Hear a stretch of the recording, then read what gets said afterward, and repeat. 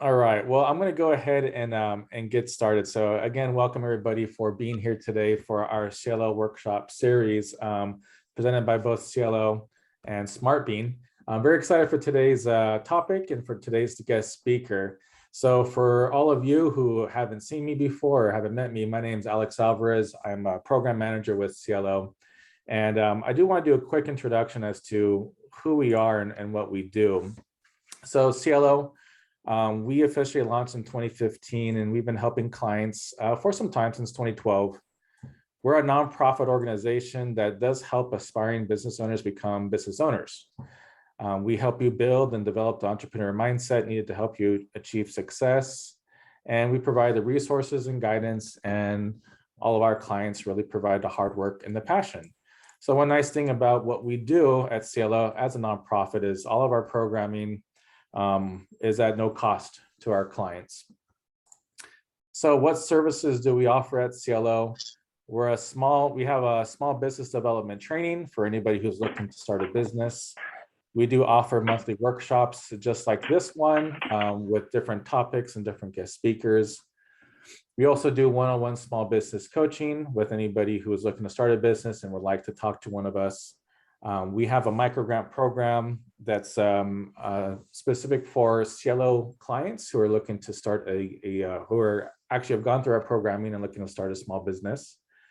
And we also connect to small business resources and services. So a lot of our clients do come to us and do have questions as to, how do I get help with bookkeeping? How do I get help with marketing? And we do want to be able to connect our clients to the appropriate resources. Some upcoming events that we have, we're having our first childcare business program incubator, which is going to be starting next month, June 10th. So learn how to start a childcare business from home. This is a 4-week program. Learn about the licenses, the permits, certifications needed. This programming is actually going to be available in both English and Spanish. And if you were interested or want to know more information, we have a QR code here on the slides, and we're going to make sure that everybody gets the slide deck as well too, or you can email us at info@cielocommunity.org. We also have a CIELO en Español workshop series. This one's titled Servicios Bancarios para Pequeños Negocios. This one's on June 15th at 4 o'clock. And this is a Spanish workshop. So if any of you know any aspiring entrepreneurs out there that want to learn more about business banking, this is going to be presented by the business banking team of Bank of the West. Learn the ins and outs of business banking for entrepreneurs, learn what to expect and tips on how to apply for a business loan, and also why it's important for business owners to have a good credit score. If you know anybody or if yourself are interested in this workshop, feel free to email us at info@cielocommunity.org. And our last event that we have coming up in the near future, our CIELO Small Business Startup Program. This is something that we do run just about monthly, I would say every 7 to 8 weeks. It's been a pretty popular program. We're concluding one right now, but our next one's going to be July 19th. In terms of the bullet points, take a journey on the entrepreneur roadmap to business launch. This is a 6-week program for entrepreneurs and startups. It includes live classroom training and one-on-one business coaching. Topics include how to pick a business name, advertising on social media, introduction to business financials, and much, much more. So if any of you were interested or know anybody who's interested in starting a program, starting a business, we do offer this 6-week program. And this is all free of charge. Yes, let me reiterate too. Thank you, Lisa. It is at no cost. It's free. It's your tax dollar at work here, people. Take advantage of it. Wow, awesome. All right, well, that takes us to our guest speaker today. So again, I'm very excited about today's topic, today's guest speaker. So today's guest speaker will be presenting on Know Your Numbers. So this is a very important topic, as you all are well aware. Today we have both Lisa Nguyen and Victor Constantino here with us for SmartBean Bookkeeping. So again, thank you, Lisa, for being here. Thank you for imparting your knowledge on everybody here today. And the floor is yours. All right. Thank you so much for that wonderful introductions, and I just love what your organization do. I'm honored that you have involved me in this, and I'm going to try to do whatever I can to help support the group. So with that said, the topic for today is about know your numbers, and our focus is going to be about helping the small startup business. From that, so my presentation is centering around, maybe you're looking to start your business, or you only have been in business for a little bit, and you want to go back and review the basics, some of the do's and don'ts. For my clients, a lot of the do's and don'ts, I already, could whip you into shape with those. But if you are still doing some of these things, this is a reminder to stop. So then we're going to go over a lot of best practices. And then the best part about this form of Zoom meeting is a Zoom meeting. So one, I get to see your faces, and then the more importantly though is this allow for live interaction rather than a webinar format where you just hear me the whole time. So with that said, Victor Constantino is here. He is a VP of Sales and Marketing for SmartBean. And he promised to be managing the chat channel, and he's very good about stopping me, you guys. So he will stop me when there's questions, and you can stop me anytime. So in terms of time frame, I have 12 slides, but how long it will take is all up to you. The session is for you. Ask any question. I can see in the audience that there are different level of attendance with different level in terms of business savviness. So don't worry about it. Just have a question, just ask. Don't worry about whether it, it will be relevant to somebody, right? So with that said, let me see if I could share my screen with you here. Okay, you see the SmartBean. Good. All right, thank you. So bookkeeping for small business owners, that's what we focus in. That's my passion. I've always been in the small business space, but we're not here today to talk about SmartBean. We're here today to talk to you about the stuff you need to know when you run your business. All right. So see here. I think I go too fast. All right. So I'm starting out with chapter 2. Right? Are you making money or pushing money? So what is chapter 1 though? What do you need to actually focus in first before you worry about your accounting and tracking your money? What should be the number one thing? Put it in the chat. Somebody tell me. What are some of the things we need to worry about first when we want to start our business? We got something? I don't see if I can see something in the chat here.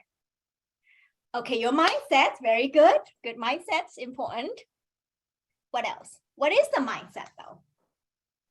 Make money. Make money. All right, I love that. Okay, so the mindset is, do you have sales? You make money. So you're not, so I every time I talk to someone who is starting a business, I always want to remind them one thing is, all the plan that you have for your business, all the ideas that you have are wonderful, but it's not a business until you have your first paying customer. All right. So the main thing is test out your theory, get your first customer first. Don't spend too much money up front. There's certain basic things that you need to have, but the more important thing is focusing on perfecting your products, your services, and get that first paying customer.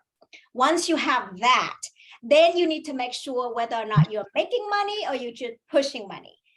What does it mean? Making money means by the end of the month, there's more money in your bank account than it was in at the beginning of the month, right? Because when you are growing your business, it is so easy to focusing on sales, spending money on social media marketing, on marketing in general, and to get all these, and hopefully those are good, bring you good results. And so you increase in your sales, make everybody happy. Oh my God, my business is growing. But come in the middle part of the expenses. So you want to make sure that you have some kind of tracking system to track the money that's in and out, because you don't want to be working to pay payroll and to pay your vendors. And at the end of the day, you make less money than you had, or just work for free, right? I understand there are business plans when you know you have to go into it with maybe a year or two before you start to make the money that you're expecting to make. But it is so important that you have some kind of benchmark to be able to know if you're on the right path. Because if you keep spending money and then 2 years later, you had a bunch of debt and you still at ground zero in terms of net profit, that's not a good thing. So that's why we're here today, is really learning about the numbers you need to pay attention to and the basics of setting up your accounting system. Okay. Any questions so far? All right. So the first thing we want to pay attention to is stop commingling. So this is my, if you leave the session today, remember nothing I say, remember this one thing: don't commingle. It will make your life so much easier, okay? And you won't have to be yelled at by me when you become my client, okay? I see this all the time. So don't feel bad if you are doing this, because when we start our business, right, we don't, we grab money where we can, we put everything into the business. And a lot of time, you have that one credit card that you're using for personal and business expense, because no one will give you a business credit card when you first start out. I mean, that's just the reality of things, right? So, and that's okay. So as long as you dedicate one credit card for business expense. So it could be a personal credit card, it could be a second card that you get from the same, credit card company. But it needs to be just everything on there is for business only. Same with bank account, right? You might not be ready to go through the whole process of getting your fictitious business name in order to open a business bank account. You know how the bank requiring that?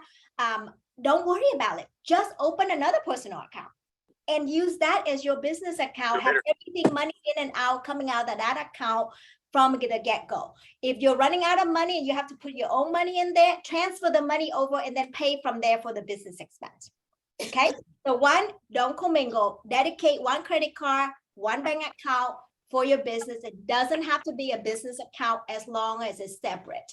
And this is because when you first starting out your business, you might not have the funding to hire a bookkeeper. And you're not bookkeepers. I mean, you start business not to keep your books. So to make things easy for you, for maybe 6 months down the line, to come back and catch up with what you spend, the money that's coming in, do at the minimum, do this first. Okay. Should you incorporate or not? That's another topic for another day. If somebody have a question on that. No, okay. Yeah, because that's a question I get asked often too, whether they should incorporate or stay as a sole proprietor. If you have questions about that, just feel free to reach out to me, unless somebody else have a question on that right now. Okay, so the next best practice is, so now that you have maybe, in business for about 6 months and you have some income money coming in and out, and you realize that, oh my God, I need to keep track of these things, right?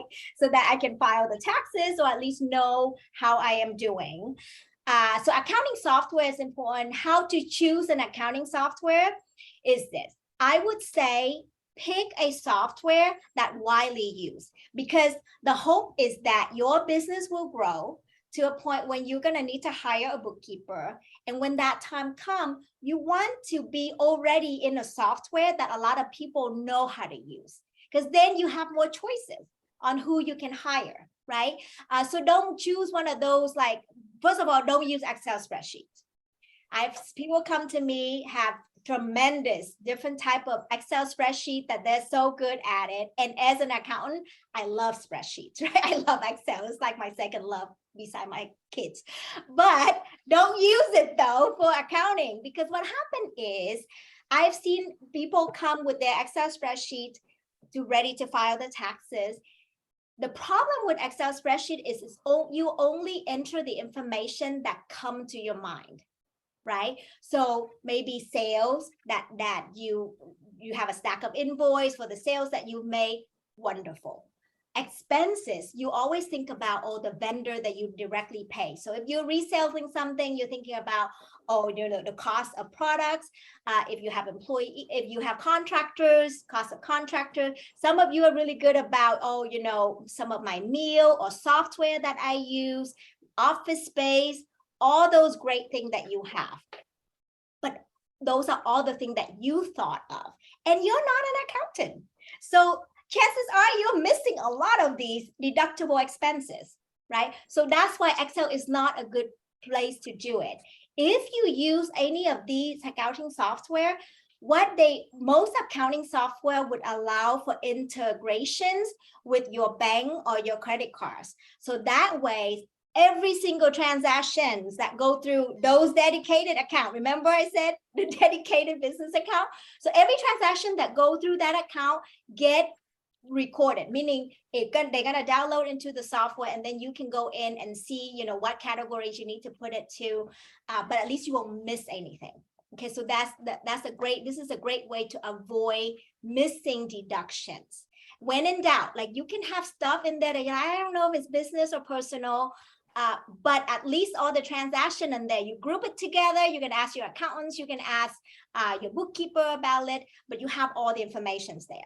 My recommendation would be either QuickBooks Online or Xero, and use just, sign up. They're not expensive, maybe $15, $20 a month for the beginning to do that. I highly encourage you to do that and not use Excel. Any questions? We have a question from Alex who's asking, do you have any specific recommendations for an easy to use accounting software for startups? So I would say QuickBooks. QuickBooks Online is easy to, okay, so here's the one thing, easy and dangerous.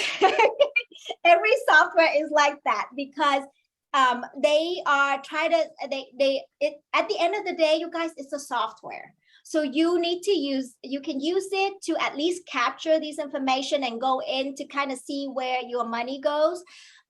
But be careful about how you set it up. So I'm going to go over that in a little bit. But if you ask me really quick, what would be a great software to recommend? I would say QuickBooks Online. And don't use the employer self-service, I think, self-employed subscription.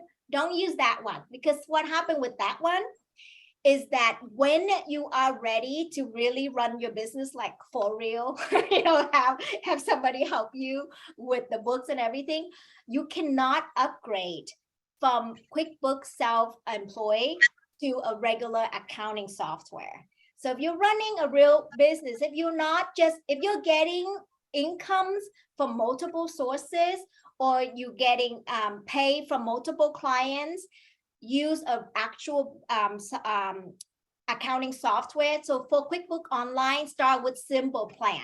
I believe it's like $17 a month or something like that. Yeah, Simple Start is between around $15 to $20 a month to start out. There's an introductory offer, and it's usually $25 a month after that. Okay. Well worth the money. Don't use self-employed, because then you cannot upgrade, and then whoever you hire later on to take a look at your books, they wouldn't have to they're gonna have to start from scratch. They can't use that self-employed. Okay, so don't use self-employed, at least do Simple Start to start out. Okay, any other questions? Okay, the second thing I want to remind everybody. So remember how I talked about. You guys start wrapping up, because again, we have to, when they close. Go ahead, boss. Somebody was not on mute. Okay, so for remember how we talk about setting up the separate bank account, separate credit card, connected with a software like QuickBooks. And when you connect it like that, you get all the transaction go into the software now, the accounting software. And then your job is, or somebody's need to go into, look at every single transaction and decide where it should go in terms of the different categories. Expense, income, what type of expenses, what type of income. So here are some tips on that. Make sure that you don't, when you categorize these, when you make these categories, right? Make sure that they are they're not too similar. So you can't have like a office expense, and then you also have office supplies and materials.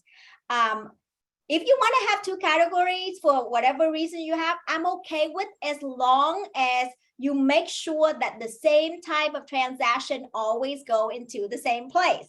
Because what happened is, if you have multiple categories kind of similar to each other, it's very easy for you then to go in and categorize that same. For example, let's say you go to Staples to buy office supplies, right? Paper. And one time you put it in office supplies and one time you put it in office expense. The problem with that is, if you bring that financial statement to an accountant to file your taxes at the end of the month, he or she might miss one of the categories because it's so similar. And so, and then you have to clean up your books to make sure. They say, oh, why do you have this same kind of expense in two different areas? Does that make sense? So the point of categorizing is grouping the same type of expenses, same transaction under the same categories. Whether that categories is right or wrong, that's something that a professional bookkeeper or your tax accountant can help you with. I highly encourage you to seek out the help of a bookkeeper before you bring that paperwork to the accountant to file your taxes, because one, at tax seasons, they're very busy. They don't have time to look at everything and search for every deductions for you. Two, they are a whole lot more expensive than bookkeepers. So use the bookkeepers first, clean up your books, and then go see the accountant to file your taxes. Okay. So part of the process of bookkeeping that I feel a lot of clients who don't have accounting background, try to keep their own books, that they miss is the monthly reconciliations. Okay, because just like any software, right? Garbage in, garbage out. So if you have all the informations coming in, sometimes you have duplicates, bank connection with the accounting software. They breaks all the time. We as bookkeeper, we see it so much where they have duplicate transactions that come in. Anybody here have had that experience where you go in and you're like, wow, how come there's two of these, right? When you do the reconciliation, you look at your bank and you're like, in QuickBooks, it says I have $10,000, but in my bank, I only have $7,000. What happened? So when you do this, you want to make sure the bank reconciliation process is to make sure whatever is on the statements, on the actual paper statement for the bank and the credit card, matches exactly what is in your book. And if they are off, so anybody who is using QuickBooks right now, and you go into your QuickBooks or your Xero, any of the accounting software, and you see that the bank balance that is showing versus what's in the books do not match, you have a problem. You need to know why that is, why they don't match. If you do monthly reconciliation, it's easier to spot where the issue is.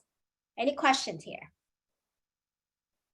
So for my client, we don't have a question specifically about monthly reconciliations, boss, but Meg does wanted to know, in terms of taking into account what expenses to count towards home office expenses. In other words, how do we know what our businesses can pay for when it comes to home office expenses? Great question, Meg. So that is the job of your tax filer, okay? But you can help your CPAs, your accountant, by my advice for my client is, because if you're working out of your home office, right? You're working from home, you're starting this side hustle, it's all from home. I would say run your utilities, your mortgage payment, even your mortgage interest, everything through that business account. Okay, we're gonna add, so that way you can track, okay, what are my expenses for my whole house, or my whole for the whole house, right? And then when you meet with your tax filer, you need to mention to them, okay, this is the full amount. Typically they only take a portion of those expenses to put on your tax returns. So you might see on your profit and loss statement, the total utility maybe $1,000, mortgage maybe, you know, 24,000, but the write-off is only a percentage of that, depending on the square footage of your house and how much of that is used for your home office. So this is case by case, but my advice would be to run it through your books, run it through your business bank account, have it on categorized in your financial statement, but make a note that that is need to be recalculated. So what happened is when the CPA file your taxes or tax filer, enroll agent, whoever you use, they need to then give your bookkeeper, or they can go in and make the transaction themselves, but they need to do a journal entry to only record the part of the expense that will be write off for the business. Okay, so the number will change after they file your returns, but in the meantime, run it through there so that you don't forget about it, right? Because at tax time, you grab your shoebox of receipts, right? You grab your bank statement, you run to the CPA, and this might be things that you forget that is tax deductible. So great question, Meg. For my clients, you don't have to worry about monthly reconciliation. We do all that for you.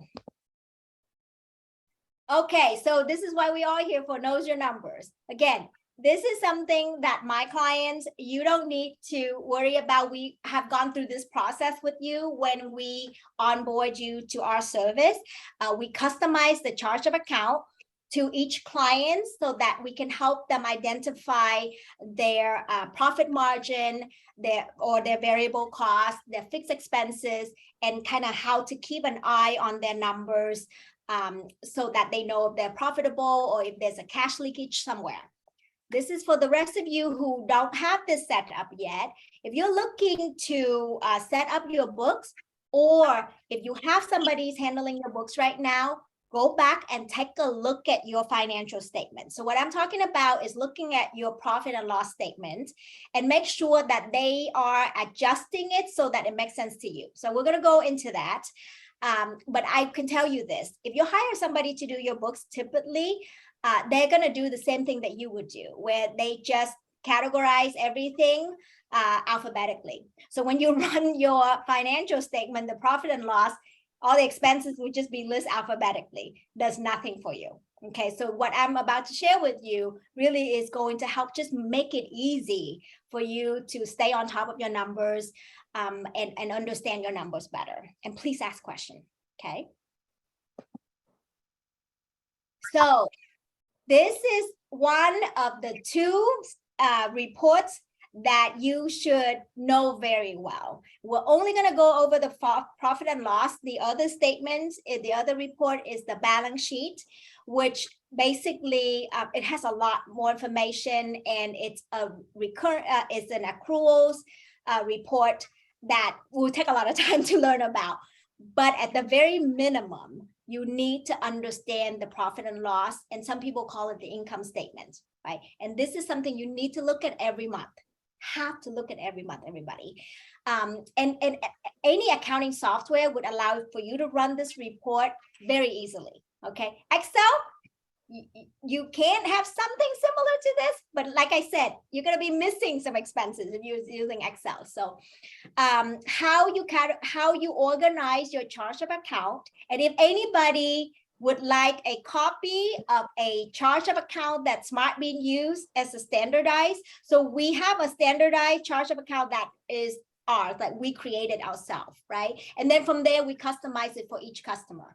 If you're going to be doing this yourself, or if you want to get a copy of ours to share with your bookkeeper so they can set up your books the way you see here, please let us know. Put your email address on there, or your name or email address, and Victor will take down the information and we'll send it to you.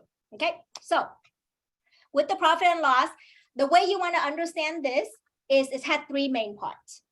The income at the top, the middle part is a little messy with the expenses, and then the net income, right? So the income or sales or revenue, is this important here to track your sales, coming in by the categories that make sense to you, but don't have too many, because there are other reports that can run for you to know like the type of a specific product type. So for example, product sales, right? Instead of saying doors, sales of like doors, or sales, I don't know, I need somebody business here. So like different type of products that you have, instead of having a list of all the different products on your financial statement, don't do that, because you can run a report and see the breakdown of it. What important here on the profit and loss is you want to see the big pictures so that you can see you can move your company forward, right? So the category product sales or service income, those are always staying at the top. Things that you get that you didn't generate the sales for example, last year or 2 years ago with the pandemic, a lot of people get the PPP loan, right? Or PPP money, or EIDL loans, or that you get some kind of grant. You get grants from CIELO community, right?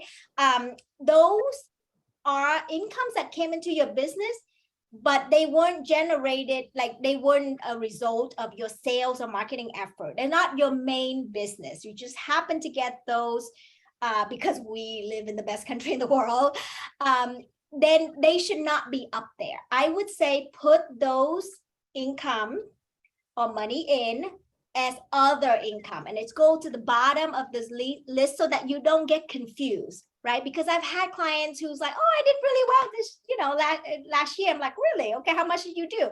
They look at the report. I'm like, well, half of it came from PPP loan, right? You didn't make that, right? So the reality check. So make sure that the income that go up there is only income that is true sales that you generated.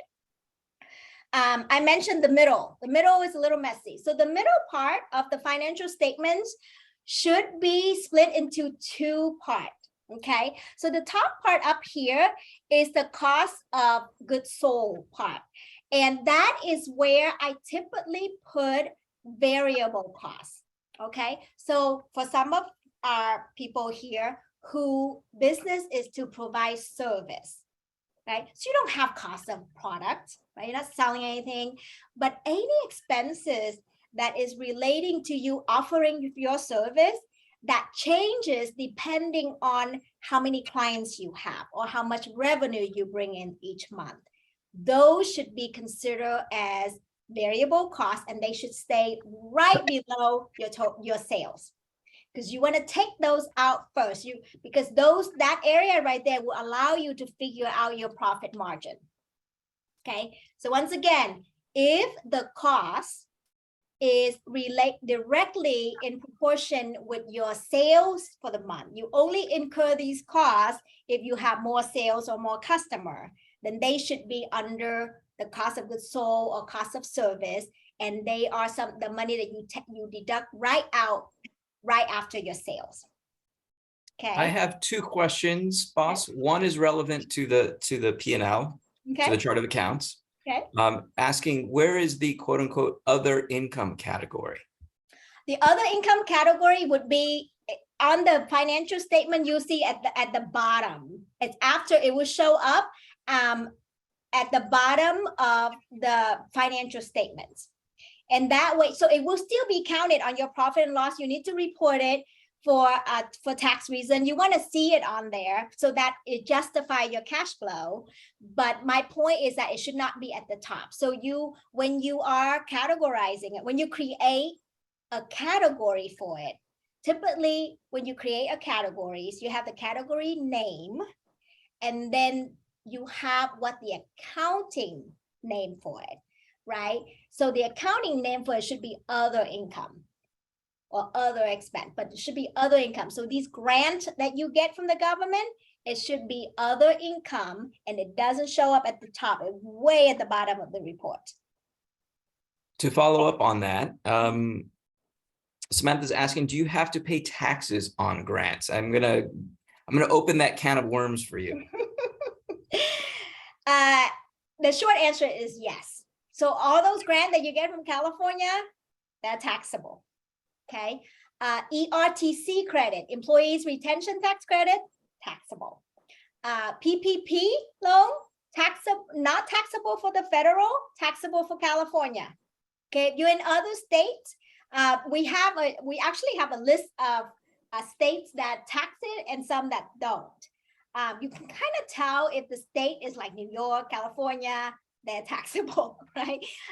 So it typically, the way you know for sure is that the whoever give you the grant would send you a 1099 at the end of the year.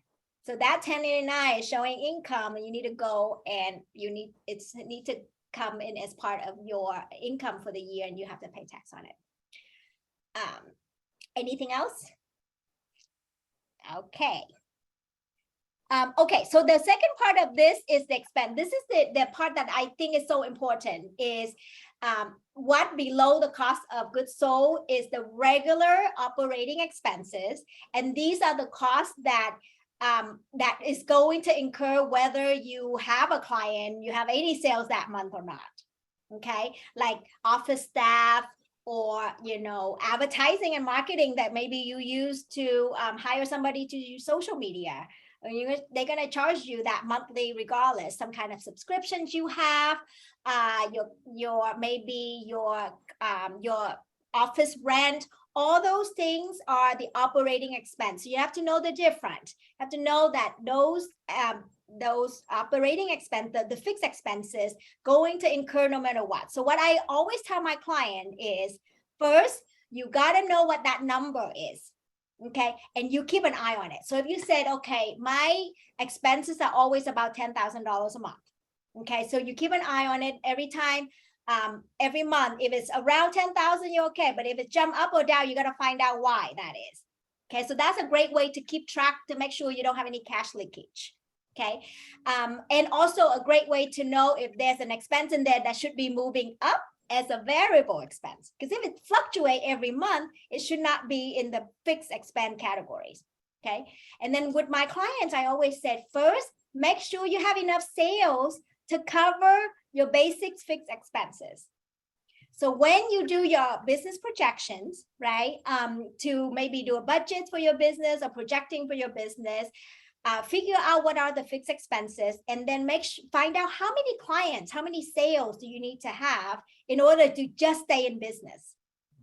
Okay, and then everything above that, we're gonna subtract it. We're gonna factor in the profit margin, the cost of goods sold. Then you will know that, okay, for every client I bring in, then I above this fixed expense amount is the money I'm gonna make, I'm gonna keep. Okay, so you want to review that stuff with me, or come up with the plan for your business, or know those numbers. I love doing that stuff. Okay, so schedule time with me. It's my favorite part. So I love looking at your financial and calculate and figure out how many clients you need to have, the unit, and figure out your profit margin, and come up with a plan, and then hold you accountable for it. So I love doing that. So just schedule time with me if you want to look at it. But first, you have to make sure you come to me with clean profit and loss. Okay, you have to come to me with these clean financials, because if we don't have good numbers, we can't come up with a good plan. Any questions? Boss, Rima is asking a follow-up to the 1099 note that you made. So if she has not received a 1099 from the SBA on her EIDL loan, is that not taxable? So EIDL is a loan that you have to pay back. So a lot of people are confused between the PPP loan and the EIDL loan, right? So the EIDL is a 30 years loan at 3.75%. So they probably should already start sending you statements for you to start paying back the loans. Okay, that is a peer loan. It does not show up on your income statement. It show up on your balance sheet as a liability, as money that you owe and that you need to be paying. Does not show up on here. Okay, on the profit and loss. The PPP loan is a forgivable loan. So if you have gotten a PPP, make sure that you had also applied for forgiveness as well. Because if you didn't, you're going to have to start paying it back as well. So make sure you do that. And when you get the forgiveness letter from the lender, make sure you save it, and then make sure you adjust your book now. if somebody have been managing your book and do it correctly, the PPP loan would have been on your balance sheet as a liability.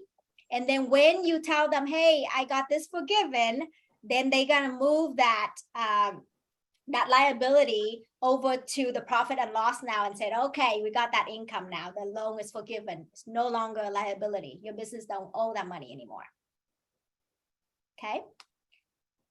Anything else? You know, and I know there's a lot of question around PPP forgiveness, ERTC, Employees Retention Tax Credit. If you have employees in 2019, 20, and 21, you can get up to about $30,000 in tax credit from the IRS for employees retentions. So if you have question about this, I'm going to do probably next month or in a couple of weeks a meeting like this on that topic. So you can join us and then ask your question, or you can email me now if you have a question on that. Okay, but make sure you take advantage of it. If you have employees and you retain them through the pandemic, it's a really great tax credit that you get. And literally, it's not a tax deduction, it's a tax credit. The IRS actually sent you a check for this amount. I've had clients that got back in the upward of $200,000 from IRS for that tax credit. So that's something you really should look into. Okay. Anything else? Come on, you guys. You have to ask questions. All right. The best part, right, of the profit and loss is your net income. And hopefully that is green, that is positive. So net income is really just the income at the top, subtract the cost of goods sold or variable expenses, and then your fixed expenses to get your net income. So we want that to be a positive number. Now, here's a rule of thumb for you. If you're doing the books yourself, or if you hire somebody to do it for you, when you look at the profit and loss, all the numbers on this report need to be a positive number. The only number that can have a negative number is the net income.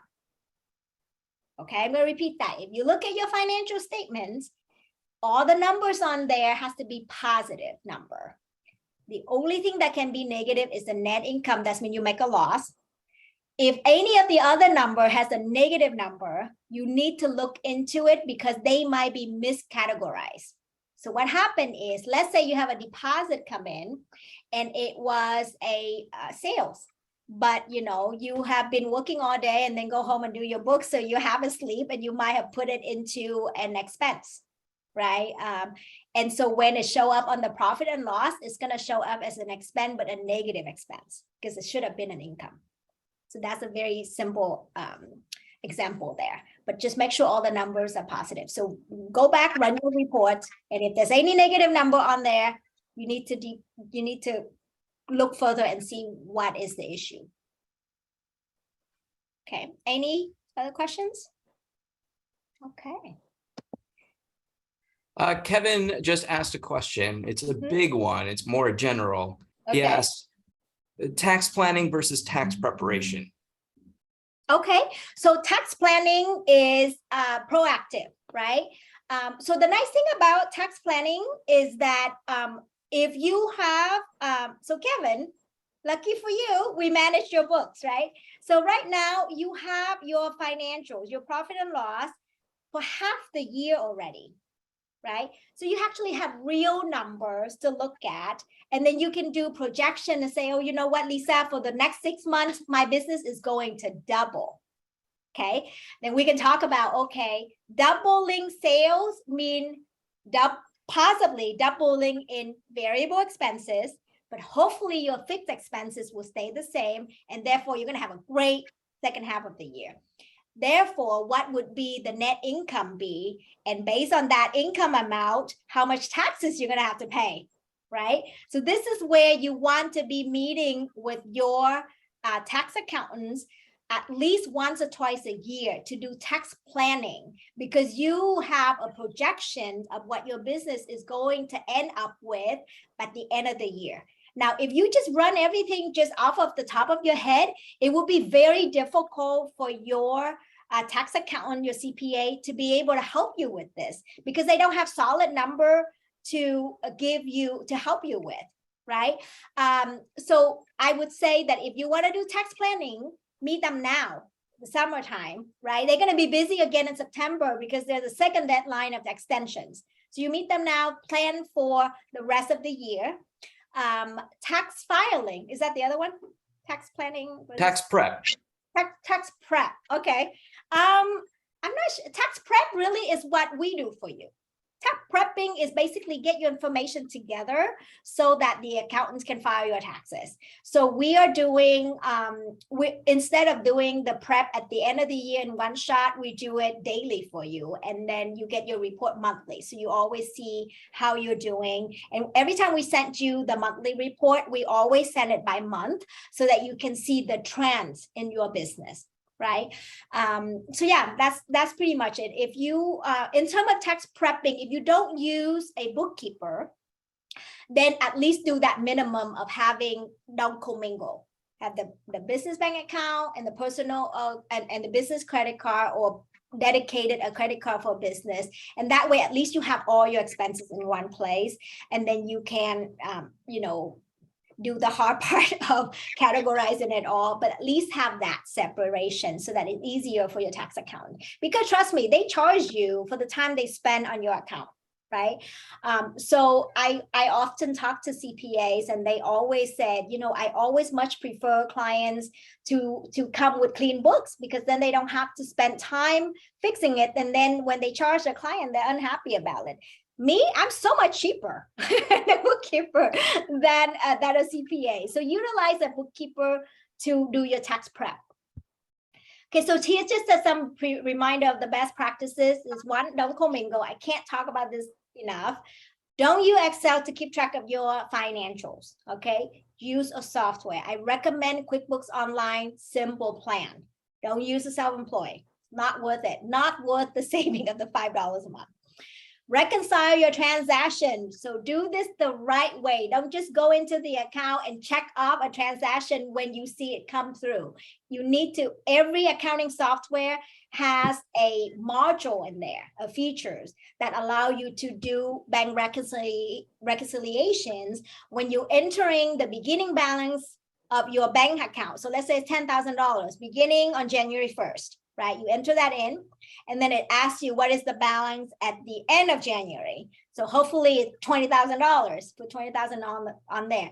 Then it's going to look at all the income and expenses to see if it match up to $20,000 at the end of the year, at the month. And if it didn't match up, then you know where you have wrong information, missing information, or duplicates information. Okay, so that can be, go onto YouTube, look at some reconciliation, but at least do it the right way. Do it every month. Review your profit and loss report monthly. So, I mean, of course, I'm saying that everybody you need to focus on running your business, and sometimes it's difficult to do this. But the profit and loss that I just show you, it's just four part of it, right?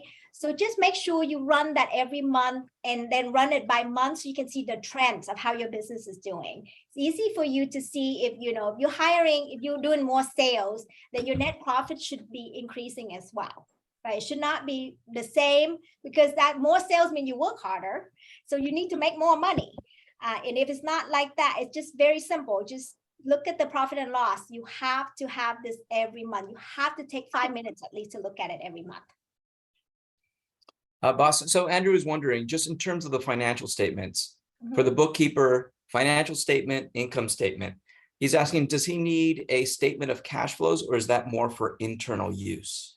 Statements of cash flow is great. If you understand statement of cash flow, and you know how to manage it, is wonderful. So cash flow is basically, it will help you to see when you get paid, right? When do your clients pay you, so that you can manage when you pay out the bills, right? Because you don't want to be in a situation where you're so good about paying your own bills, and then but you're not getting the money in on time to do that, to keep your business running. Cash flow issue is the number one reason people go out of business, is because they don't know how to manage their cash flow. So I didn't go over the cash flow statement on here, is because, sorry, because right now it's at a next level. The next level is really making sure that you can manage it correctly so that you never run into the situation where you run up your credit card balance just to stay in business, and constantly paying interest for it, right? By the way, interest that you pay to credit card companies, those are tax write-off, those are tax deductible. So make sure, this is why I keep telling you, when you do your Excel spreadsheet, are you going to remember the interest that you pay on your credit card? Probably not, but that's just a tax deductible expense. Okay. So cash flow, something, if you want to schedule time with me, we can go over cash flow statement all day long. That one's for you, Rima. All right. So now let's say, now that I scare you enough in terms of like keeping up your books, if you are interested in hiring someone to help you with bookkeeping, okay, you want to make sure that whoever you hire or whatever system that you are doing pass the 3 C's of bookkeeping. Okay, number 1 is control. When you start your small business, I understand it is so important. You have to feel the pulse of the business. So I always want to do, before I started SmartBean, I had a payroll and HR company, right? And I was doing the book myself for those companies because I want to know like the money that's coming in, that's going out. I want to feel it. And the only way I feel like I can feel it is to do the books myself. Well, luckily I have some background in business and accounting, so I was able to do that. But for those of you who don't have the background, make sure that whoever service you ask to help you with, that you still have access to it easily. Okay, so you want to keep an eye on that. So QuickBooks Online, again, is a great software. If you have somebody that wants to do your books and they say, oh, it's a desktop version, it's on my computer, don't worry, I'll send you the statement at the end of the month. Don't fall for that, okay? Because you get the statement at the end of the month, you don't know if they did it right or not. You trust that they do it right, but there's no insurance. So if, let's say, it's not correct, what are you going to do? Like you don't know. And if you find out that you do know, you have to go back and tell them to fix it. Hopefully they know how, right? So don't trust that. Make sure you have access to it. So an online software is the best way. So you can see if there's an app, like QuickBooks Online also have an app that you can look at on your phone too. So you see if they're doing any work on that. So make sure you have that control still. You have access to it. You own the software.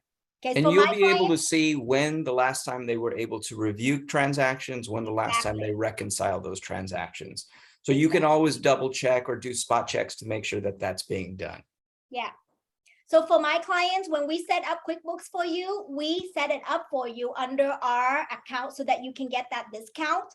But again, I always tell our client, ultimately, you own that software. So if you're unhappy with us, you will never be unhappy with us. But if you do, and you have your sister, let's say, take over the books, no problem. We'll transfer the license over to you, but you always have access to your book all the time. So if you don't, that's probably because we send it to you and you haven't logged in. So just contact your client service bean and they'll send it to you, but you should have control, okay? Yeah, it should be a question that you ask the bookkeeper that you're talking to is, are you starting the account under on my behalf or under your name? Because sometimes they may not be as friendly about transferring it back to your to your control should you leave them. That's happened a few times. Yeah, but just make sure at least you have access to it. Okay, convenience. All right, that it's, you can contact that person, or if you need to make changes to it, that it is easy for you to do. If you are using a software and maintain yourself, make sure that it is easy for you. It's convenience, because if it's not easy and convenience, you're not going to do it. That's just the way it is. Like if most of our clients are people who need to be working on their business, right? Working on sales, getting clients. By the end of the day, you don't want to be spending time on your books. But if you happen to, then you want it to be super easy for you to be able to just get it done. Okay, consistencies. This is a big one, just as big as the control piece. Consistency is there's no point in keeping the books or having any of these software at all if you're not doing it. Right? And I see this so much when people, and we all fall into it. I fall into it too. When you sign up for a subscription of some sort, because you're like, oh, that, I'm going to do it to make you feel good that you're taking the first step. And then every month you get charged for it. And every time you see it going through your credit card, you're like, oh, I got to do it. Right? So don't It's like be a gym that membership. person. Huh? Gym Like- membership. Yeah, there you go. So don't let your accounting software be a gym membership. You need, if you're gonna sign up for it, you're gonna use it, be in there, be consistent with it. Like the discipline. I see Chat is on here. Chat is our business coach. Hi, Chat. If Chat would tell you, right, that you have to have the discipline. I've seen successful entrepreneurs are people who have very good discipline. They do the same thing over and over. They're not any smarter than anybody else, but they have the discipline to do it and the resilience. So consistency, everybody, make sure that if you're going to sign up for a software that you actually use it. If you don't use it, cancel it right away. Here's the good news about it. Quickbooks Online, when you sign up and then when you cancel the service, it gives you, it's going to keep your account sort of active for 365 days. Okay, so whatever data you have in there is not going to go away. You can't do anything with it. You can go in, you can see it, but you can't add more transactions. You can't do anything with it, but it stay there for 365 days until they purge the information. So if you sign up for QuickBooks and you are excited about it and start your bookkeeping, right? And then you get busy, hopefully because your business is growing, you don't get to go to your books and you haven't found a great bookkeeper, then just stop the subscription, stop the bleeding, stop the charging monthly. And then when you're ready to hire SmartBean, for example, we can go back and restart your account and then catch up that whole period of time that was missing. So consistency is a big thing. Okay. And I think that's all I got. Yep, there we go. So I don't know how much time, how long did we talk for? Oh my God, that's been an hour. All right. So everybody, thank you so much for your time. If you want to check out our service, SmartBean, so do that QR code scanned and it will take us to our website. We have our pricing information, our services straight on there. Victor is a great guy who will respond to you promptly. I am not as good at responding quickly to your email, but if you reach out to Victor, so his email address is right there, victor.constantino@smartbeaninc.com, and his phone number. Reach out to him if you have any question or you want to schedule time with either one of us to go over your financials. I'm happy to do that. You don't have to be my client, okay? For me to spend time with you and go over your books and help you maybe strategize, figure out what your profit margin is, figure out your goals. But you do need to come with good numbers because otherwise, whatever we talked about is of no use. So that should conclude our presentations. All right. Thank you so much, Lisa. That was very good. And actually, like I said, it's a hot topic that we do talk about. And, after seeing the presentation, yeah, I feel like I need a bookkeeper myself. So Okay. great job. That was not my intention to scare everybody. But no, but this is good. And the best practices are huge for a lot of the people here because we're starting to start the business, doing the sales, and best practices and how to start it is big. So thank you, Lisa. Thank you, Victor. And for all of you who are on this call too, that was a very generous offer from Lisa and Victor. So I encourage you all to look into it, especially those of you who just started your business and are starting to do bookkeeping on your own. So again, thank you for your time, Lisa and Victor, and I hope all of you enjoyed this. You will all get this presentation deck and also the recording, and I look forward to seeing all of you soon. Thank you, everyone. Thank you, everybody. Bye. Have a good night. Have a good night. Thank you.